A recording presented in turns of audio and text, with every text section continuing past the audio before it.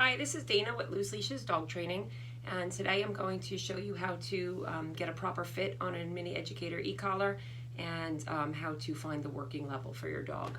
So when you take your e-collar out of the box, you'll notice it has very, very short contact points on there.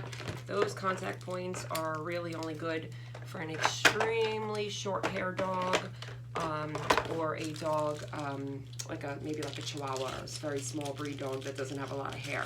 So the first thing I do pretty much with all dogs is I take the little black tool and I take off those contact points, and inside your box you should have a little baggie that has two longer contact points. So we're just going to switch them out.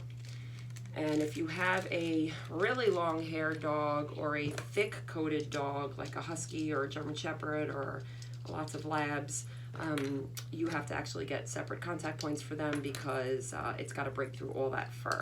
So chances are these contact points would not be the best ones for very, very thick-haired dogs. So, all right, so we've got the longer contact points on now. All right, and first thing we're going to do is get a good snug fit. So the rule of thumb is if your e-collar can move around the neck, then it is too big. So it needs to be at the highest points of the neck and to the side. So the reason we don't do it here is because this part is lumpy and this part is flat. So you want to make sure it's getting a good contact, so on the side is better. And you'll have it here most of the day, and then you'll just rotate it here so it's not putting pressure in the same two spots over and over again. So this is your regular buckle that comes with it. You could actually order a snap buckle that just snaps into place so that once you find the perfect fit, you can just have it kind of locked into that place. If you have a regular collar, I suggest that you mark the hole that fits your dog perfectly with like a silver Sharpie, just so you always have the same exact fit every single time.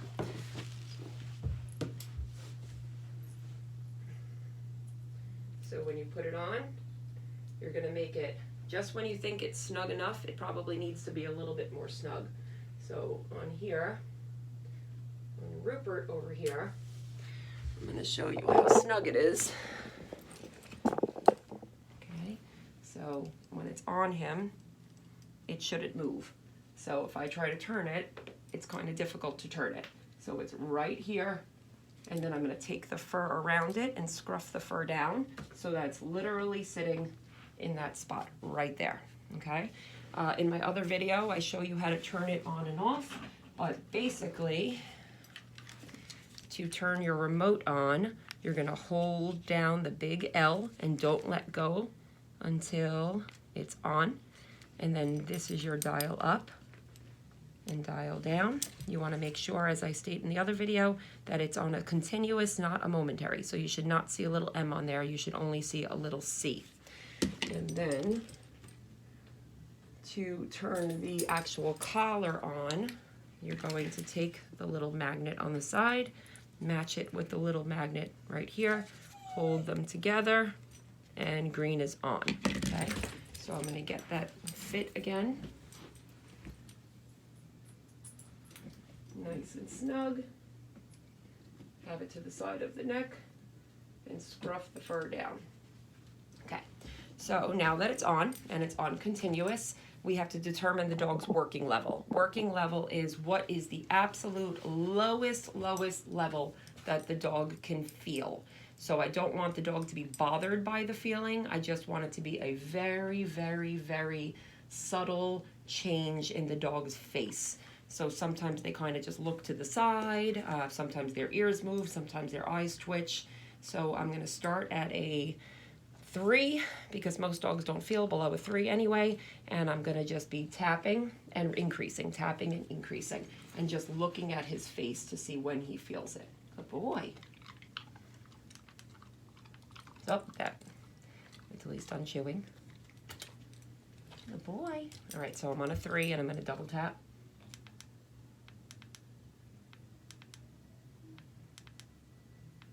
Go up to 5. Double tap. So he could possibly feel that because as you can see when I press it, his eyes go to the side a little bit, but I'm going to keep increasing till I get a noticeable change. So now I'm on an 8 and I'm tapping.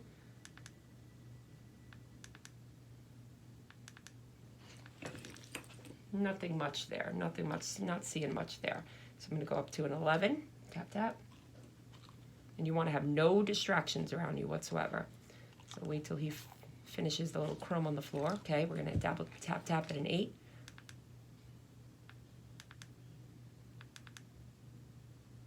Okay, tap, tap at a 13.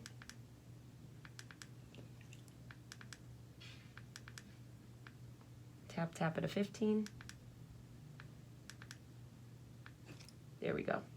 So that was a 15. If you saw that quick little jerk, then that is, he felt that. So now, most of the time, once you find the dog's working level, you could decrease it. So 15 is a little bit high for a working level, and I've used a e-collar on Rupert before, so I know he can feel a little bit lower than 15, but this one has different contact points than the one I've used in the past. So I use on him, because he's a thick-coated dog, I use thick-coated contact points. So I'm going to tap, tap the 15 again to make sure that I get a good reaction. Good. So see that quick little turn? That means he felt it. Good boy. Good. So I'm going to go down to a 12 and tap, tap, and see if he feels that.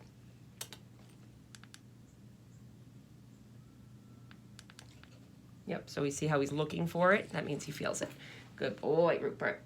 So the first thing I would do is, once I am 100% sure on their working level, I would start pairing that stimulation with commands. So I would say, like, Rupert come, press the button, Rupert sit, press the button, and let him see that my words are giving him that little tingle feeling. So we're gonna do it on a 12 with a sit for Rupert. Sit. Good boy. So he shouldn't be confused by the stimulation. Break. He should just be kind of feeling it, but just not 100% noticeable. But just like a little acknowledgement to feeling that stim. Good boy, Rupert. Break. Go ahead. Good boy. So now I'm going to tell him down, and I'm going to use the stimulation. Down. Good boy. So then I would just go over maybe about 10 to 15 times, just pair that top S button with the stimulation. So I would say, Rupert, come, sit, down, and every time I'm saying one of those words, I'm tapping it, just so he understands where that's coming from. Now, if I'm doing that and he seems too concerned about the number, then I know that my number is a little bit too high. So now that he's standing up, let's do a sit. Hey, Rupert, sit. Good boy. Good. Down. Good. Oh. Good boy, Rupert. Break. And I would just do that over and over and over again. So that is how you introduce the e-collar to your dog.